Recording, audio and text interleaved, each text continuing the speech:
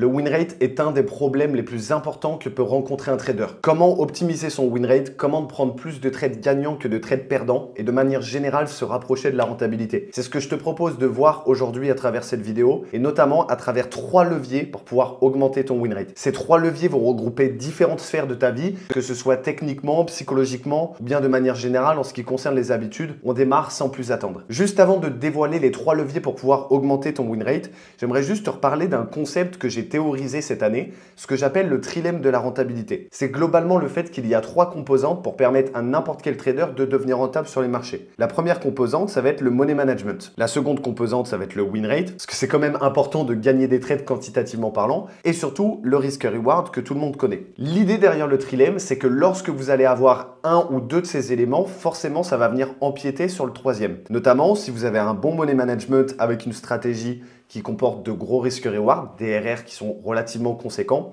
ça va venir légèrement empiéter sur le win rate. J'ai rarement vu des personnes avec un TP final à un RR de 1 pour 15 avoir 90% de win rate notamment. Et à l'inverse, lorsque les personnes ont un bon money management et un win rate qui est relativement élevé, donc c'est-à-dire 80%, 70% dans ces eaux-là, ça va rarement au-dessus de 2-3 R grand maximum, 1,5, 2, 3 dans ces eaux-là. Donc l'idée, c'est d'abord en amont prédéfinir son camp. Est-ce que vous allez plutôt vous situer sur cette branche-là, c'est-à-dire chercher à optimiser le win rate et avoir un bon money management qui permet justement de devenir rentable, ou alors avoir une stratégie à haut rendement, des risques-reward plus conséquents, quitte à mettre de côté le win rate.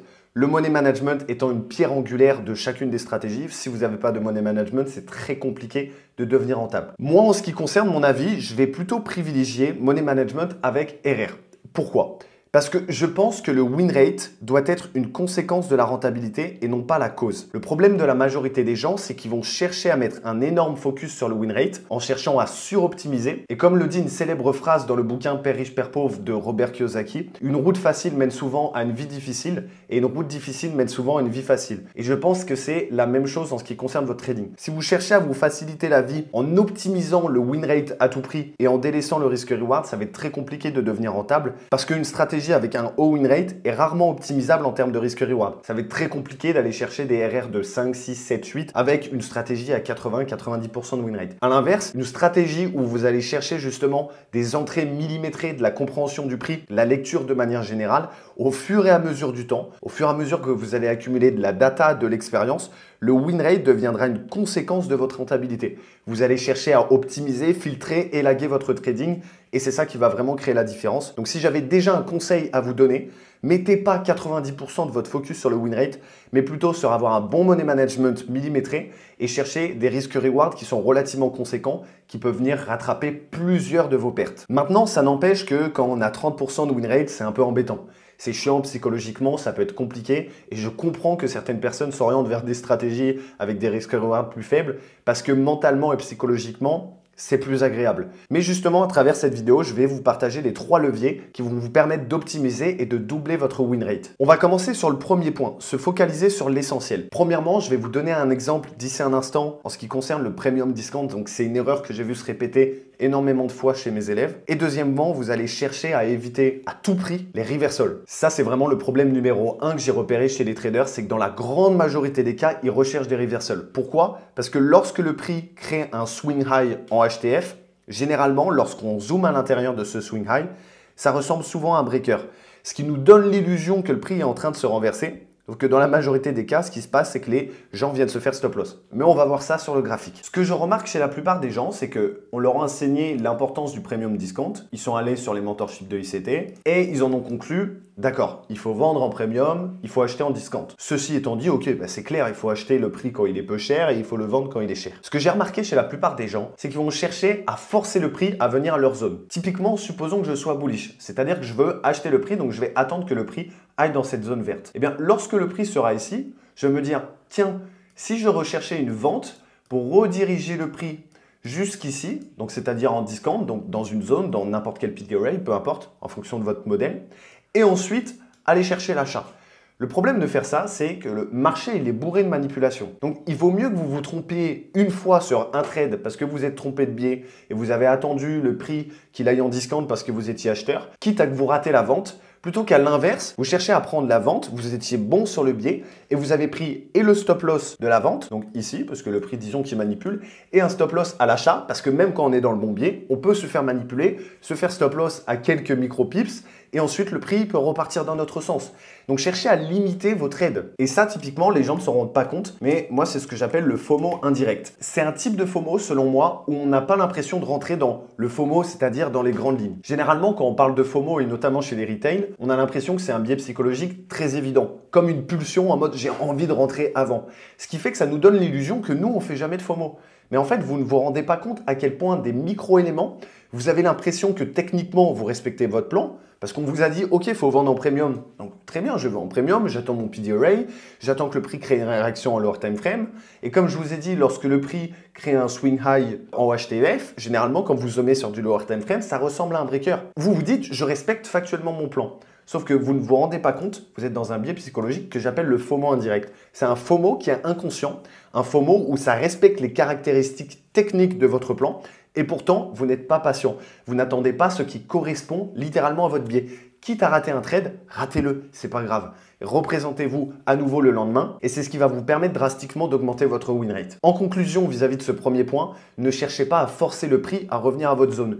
Si vous attendez un achat dans cette zone, n'essayez pas de le vendre pour qu'il vienne dans cette zone et ensuite acheter. Attendez que le prix arrive dans votre zone. Maintenant, le deuxième point de se focaliser sur l'essentiel, ne cherchez pas à prendre des reversals. Ça a été un de mes plus grands problèmes quand j'ai commencé le ICT. J'ai pas été rentable pendant des mois et des mois et des mois juste à cause de ce simple problème. Et quand j'ai résolu ce problème, ça m'a vraiment fait passer un cap. Lorsque le prix crée un swing high ici, ou un swing low ici, ou un swing low. Là, je suis en M30. Si je zoome en M5, en M3, en M1, le prix se retourne. Donc soit il y a une manipulation, on le voit d'ailleurs à travers cette bougie, la précédente bougie en M30 se fait manipuler. Donc il y a quand même de grandes chances qu'en lower time frame, si je regarde ce qui se passe à l'intérieur de ce mouvement-là, que ça ressemble à un breaker block. D'ailleurs, on va aller voir. Et bingo! Donc là, je vous l'accorde, c'est un petit peu dégueulasse, mais ça n'empêche qu'on arrive vraiment à voir les niveaux de manipulation et le prix est en train de changer de structure. Donc là, ça nous donne l'illusion de quoi? Ça nous donne l'illusion de « Ah, le prix, ça y est, il est en train de se renverser ». Et pas forcément. Laissez le temps au prix de créer ces structures. Vous avez des highs et des lows.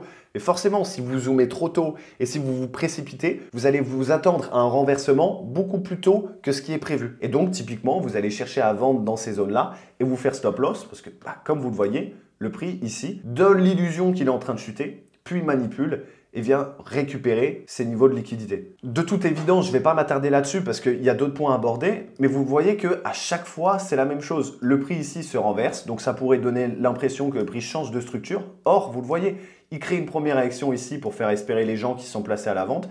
Il manipule. Pareil ici, il remanipule. Pareil ici, il remanipule. Donc, si vous cherchez en permanence les renversements, vous allez considérablement dégrader votre win rate. Cherchez à rentrer en accord avec le biais. Et pour revenir au point numéro 1, attendez vos zones. Ne forcez pas le prix à venir sur vos zones. Deuxième levier pour augmenter votre win rate, ça va être la notion du timing. Donc là, pareil, je l'ai découpé en deux temps. Premièrement, kill zone, limiter son champ de tir. Les kill zones, c'est pas juste une question de liquidité. Ça, j'insiste vraiment là-dessus. Bien évidemment que lors des kill zones, c'est là où les grosses banques, les grosses institutions rentrent en jeu, donc il y a plus de liquidité. Donc c'est plus intéressant d'exécuter dans ces zones de tir-là. Mais c'est surtout et avant tout un emploi du temps. Il faut vraiment que vous le voyez ainsi. Le fait de se présenter que lors des kill zones, ça va réduire drastiquement le nombre d'opportunités que vous allez prendre. Vous n'allez pas trader lors de la période du lunch, vous n'allez pas trader après le London Close, etc. etc. C'est très important de limiter son champ de tir parce que justement, ça vous permet non seulement de filtrer les opportunités, d'élaguer votre trading et de prendre moins de trades. Et quantitativement parlant, si vous exécutez dans des zones de tir où le prix a plus de chances d'opérer votre modèle, forcément, c'est une conséquence inévitable, ça va augmenter votre win rate. L'idée d'avoir un emploi du temps, c'est pas pour se dire oui, super, je suis trader, j'ai un emploi du temps, c'est mon métier. Non, comprenez que vos performances en trading vont être inversement proportionnelles au temps que vous allez passer en face des écrans. Plus vous allez passer de temps en face des écrans, moins vos performances seront intéressantes. Plus votre capital financier va diminuer, donc du coup, vous allez accumuler du drawdown, mais surtout, le plus important, c'est ce que j'appelle le capital émotionnel. Votre niveau de focus et votre niveau de concentration s'atténuent et diminuent au cours de la journée au fur et à mesure des heures qui déroulent. N'oubliez pas que le trading est un job d'astreinte, donc c'est important que vous preniez du temps pour vous, que ce soit pour lire, que ce soit pour vous divertir, que ce soit pour lancer une autre activité, mais occupez votre esprit, ça va venir préserver votre capital émotionnel qui est directement corrélé à votre capital financier. Et d'ailleurs, ce graphique en témoigne, parce que comme vous le voyez, plus de temps vous passez en face des écrans, moins bonnes seront vos performances. Et le deuxième point, en ce qui concerne le timing, ça c'est un truc que je vous invite à étudier dans vos prises de notes, c'est ce que j'appelle les principes de liquidité. J'ai remarqué avec certains de mes élèves que typiquement le prix fait ça, donc ils vont vouloir vendre ici alors qu'il fallait acheter ici. À ce moment-là, ils se disent ah mince, je me suis fait stop loss, donc du coup je vais chercher à acheter ici. Donc ils achètent ici, ils sont stop loss. Et donc en fait, il y a un problème de timing. Le timing, c'est pas qu'une question de kill zone et c'est pas qu'une question de one shot, one kill ou de tout ce que vous avez déjà entendu. Le timing, c'est aussi quand est-ce que je me place? Qu'est-ce que je dois attendre? D'un point de vue des purges de liquidité, des inducements, des modèles 10, des PD array. Si vous cherchez à vendre là-dedans, vous vous faites SL et vous dites ah, en final, je vais repasser bullish, donc j'essaye d'acheter là-dedans et je me fais SL et le prix se retourne, etc. etc. Vous n'avez pas compris les principes de liquidité qu'il y a de cacher derrière le timing, donc mettez un énorme focus là-dessus. Et enfin, le troisième point, ça va être de développer les bonnes habitudes. Votre trading, en tout cas vos performances en trading, sont directement corrélées à votre routine de vie, à vos bonnes habitudes. Mettez en place des outils de tracking pour pouvoir traquer vos insights, pour pouvoir traquer également vos trades, votre backtesting, votre pré-routine. Et d'ailleurs, quand je parle d'outils de tracking, ça peut prendre n'importe quelle forme. Si vous préférez Notion, alors prenez Notion. Si vous préférez Excel, pareil. Ou si vous êtes comme moi, vous préférez la méthode old school, vous avez un carnet de notes.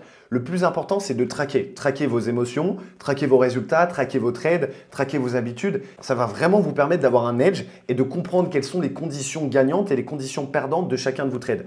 Comment voulez-vous améliorer quelque chose que vous ne traquez pas? Il y a une célèbre phrase qui dit « on ne peut améliorer que ce que l'on peut mesurer ». Donc, mettez de la valeur sur les outils tracking. Et c'est d'ailleurs quelque chose sur lequel je suis en train de bosser pour mettre à disposition à tous mes élèves au sein de l'agence de coaching, des outils tracking pour qu'ils puissent vraiment avoir un œil extérieur sur leurs habitudes, qu'est-ce qu'ils ont fait de bien, de mauvais, qu'est-ce qu'ils ont oublié, parce qu'il faut prendre le trading comme un business. Tout le monde dit « le trading est un business ». Bah, très bien, un business traque son chiffre d'affaires, son taux de closing, son coût de main d'œuvre, sa matière première. Il traque toutes les données pour pouvoir vraiment comprendre quelles sont ses possibilités de pouvoir scaler. Et un entrepreneur, de manière générale, même en dehors de l'entreprise, traque ses habitudes. Donc c'est super important. Ok, vous le prenez comme un business, et bah considérez-le comme un business. Au lieu de vous mettre sur votre ordinateur portable dans votre lit, de vous dire super, je suis un trader, j'ai la vie d'Aloca. Non. Faites les choses sérieusement, mettez de la valeur sur tout ce que je vous ai enseigné psychologiquement, techniquement. Ça va vraiment vous permettre de drastiquement augmenter votre win rate. Merci d'avoir regardé cette vidéo jusqu'au bout. Je te laisse t'abonner à la chaîne, me rejoindre dans le canal Telegram. Et pour les personnes qui font du trading depuis plus de 6 mois, qui aujourd'hui rencontrent quelques difficultés techniquement, psychologiquement, qui ont vraiment du mal à passer le cap de la rentabilité, eh bien, je te propose un appel de démonstration où le but c'est que tu ressortes avec une roadmap personnalisée pour que tu puisses comprendre comment sur les 90 prochains jours, tu vas pouvoir aller chercher des revenus prédictible et surtout une rentabilité durable dans le temps. C'est complètement offert, ça ne t'engage absolument en rien, mais ça peut drastiquement changer ton trading, donc mets de la valeur là-dessus. Merci et à très vite.